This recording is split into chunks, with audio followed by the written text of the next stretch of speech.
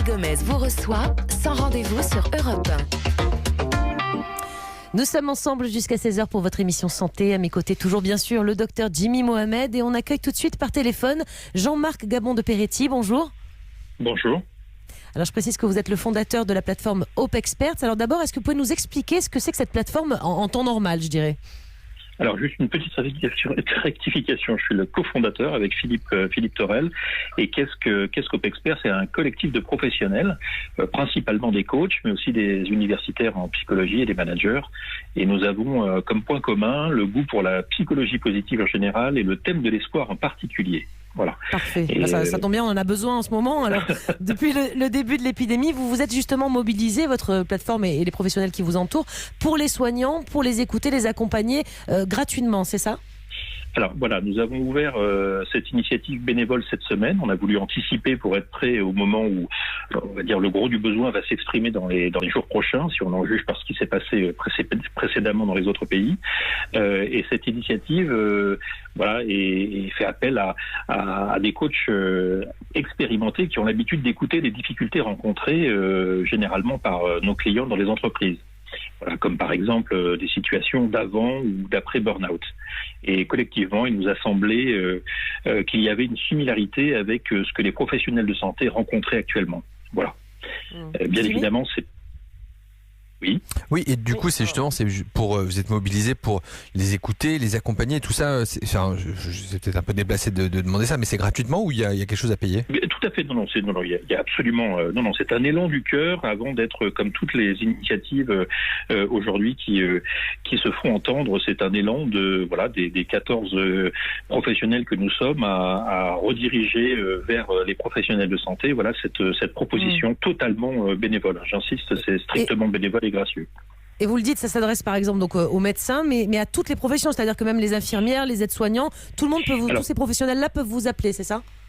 Exactement. Vous êtes un professionnel de santé, vous en connaissez un et vous allez directement sur le site, pour réserver une séance gratuite, Et quand on entend professionnel de santé, pour nous et pour vous donner un petit peu le périmètre, on entend bien évidemment tout le personnel intervenant en milieu hospitalier, mais aussi toutes les professions libérales que sont les médecins, infirmières, et aussi bien évidemment les personnels qui sont aujourd'hui dans des situations très particulières, notamment dans les EHPAD.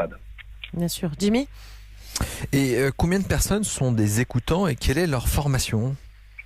Alors, nous sommes tous des coachs formés avec une formation, on va dire, d'accompagnant. Mais ce que je voudrais relever ici, c'est il ne s'agit pas forcément et dans cette écoute d'être dans une posture de coach habituel qui vise principalement à accompagner la personne vers un objectif, mais plutôt une écoute active pour l'aider, on va dire, à se décharger d'un poids.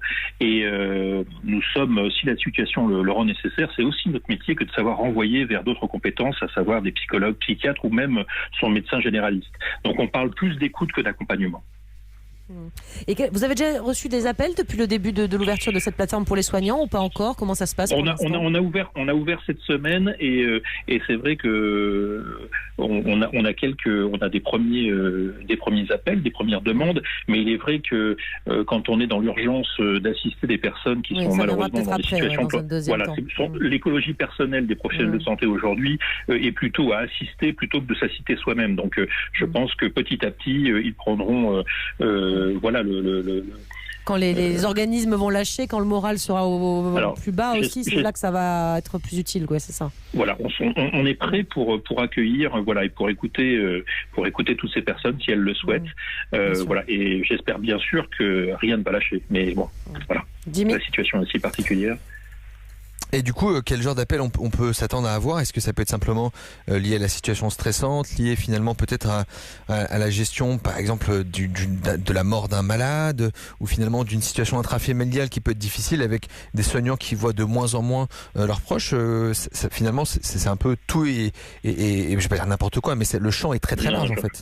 Bien évidemment, le champ est très très large. Enfin là, je peux pas vous dessiner le contour d'une journée d'un professionnel de santé. Je pense qu'on tente de l'imaginer, mais je pense qu'on ne soupçonne absolument pas le stress, la pression et puis ce que vivent chacune et chacun dans les milieux hospitaliers et même ailleurs que l'hôpital ou la clinique. Voilà, toutes les personnes qui sont en assistance aujourd'hui sont sous une pression assez incroyable, qui déborde d'ailleurs la journée. Hein. On a bien compris, on a bien entendu que ça arrivait aussi à la maison. Enfin voilà, c'est quelque chose d'hors norme. Donc ce que nous faisons fort, c'est de l'entendre déjà. Voilà. Comment ça fonctionne techniquement pour ceux qui nous écoutent, qui auront peut-être besoin de discuter dans quelques temps ou qui connaissent quelqu'un, un proche, une infirmière, une aide-soignante qui est en train de craquer, qu'on a envie d'aider? On vous contacte comment? Ça se passe où? Donnez-nous toutes les bonnes adresses. Comment on fait?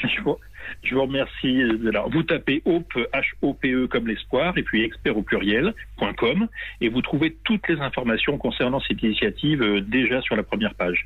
Voilà, il y a un petit cercle vert, vous tapez dessus, il y a un PDF qui remet l'agenda public sur lequel on peut réserver des créneaux, et puis bien évidemment que nous allons adapter. On est conscient qu'on a posé pour l'instant des horaires, mais qui peuvent être redirigés en début ou en fin de journée, puisque on a bien compris aussi qu'il y avait des créneaux qui étaient quand même destinés à assister plutôt que voilà. Donc on va s'adapter aussi. Voilà. Et je voudrais aussi, puisque nous ne sommes pas les seuls coachs à avoir lancé de telles initiatives, il y a aussi celle des fédérations professionnelles, notamment celle initiée par l'EMCC, qui est l'European Mentoring Coaching Council, et que l'on peut retrouver sur le site emccfrance.org. Voilà. C'est important de citer tout cela. Voilà. Parfait, merci pour cette belle initiative. En tout cas, merci Jean-Marc Gabon de Peretti d'avoir été avec nous pour parler donc de cette initiative pour aider les professionnels de santé qui en auront besoin. Merci. Europe 1.